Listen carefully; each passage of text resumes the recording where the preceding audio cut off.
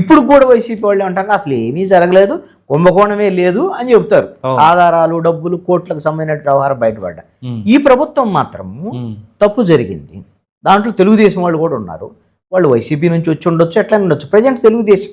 అవును, ఇప్పుడు తంబళ్లపల్లికి సంబంధించినటువంటి జయచంద్రారెడ్డి నియోజకవర్గ ఇన్ఛార్జి, ఆయన వైసీపీ నుంచి వస్తే తెలుగుదేశంలో టికెట్ ఇచ్చారు కదా, సురేందర్ నాయుడు తెలుగుదేశం పార్టీ.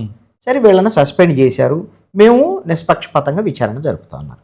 దీంట్లో అన్ని వేళ్ళు ఇప్పుడు తెలుగుదేశం వాళ్ళ నిందితులుగా ఉన్నారు అని, కొన్ని వేళ్ళు ఇప్పుడు దోషులుగా జోగి రమేష్ వైపు, అదేవిధంగా వైసీపీ వాళ్ళ వైపు చూపిస్తున్నటువంటి పరిస్థితులు.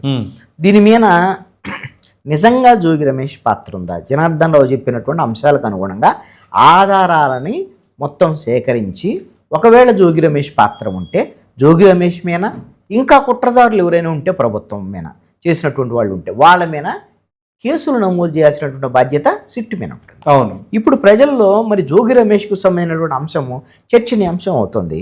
వైఎస్ఆర్ కాంగ్రెస్ పార్టీ ఇప్పటికే పెద్ద భారాన్ని మోస్తుంది గత ప్రభుత్వంలో కుంభకోణం. అరే ఈ ప్రభుత్వం మీద కూడా మళ్ళీ ఈ ప్రభుత్వం వచ్చిన తర్వాత మద్యం కుంభకోణం చేయడం ఒకటే అయితే ప్రభుత్వం మీద కుట్రలు చేయటం, మరి జోగి రమేష్ పాత్ర ఉండొచ్చు అనేటువంటి దాని మీద. ఎందుకంటే అతను అగ్రిగోల్డ్కి సంబంధించినటువంటి భూములకు సంబంధించినటువంటి వివాదము, కొన్ని అవినీతికి సంబంధించినటువంటి ఆరోపణలు ఆయన మంత్రిగా ఉన్న సమయంలో జరిగినటువంటి అనేకమైనవి బయటకు వస్తున్నాయి.